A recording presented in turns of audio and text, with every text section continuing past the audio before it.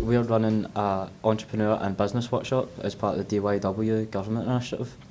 It's where we invite local entrepreneurs and business people to come in and talk to a group of our senior pupils and share their story and how they set up a business and they made it in their chosen field. This workshop really benefits the pupils as it gives them an insight into possible careers. Our last talk we had an engineer who came in. It was a really good turnout. It's also good, it gives them an insight into the entrepreneurial mindset, and they can then take us into their exams. It's also good for Kirkland's business relations for the school.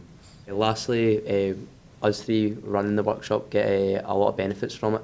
We've got to improve our communication skills by speaking to the local businessmen and women to try and contact them and then arrange a date for them to come and speak. Also our marketing skills, because we had to speak at assemblies, we had to make a poster and try and get the workshop to be as busy as it can so we can help the pupils here. And also like working a team, we work as a small team here, also having to work with the other half of our group as well, so really helps for the future.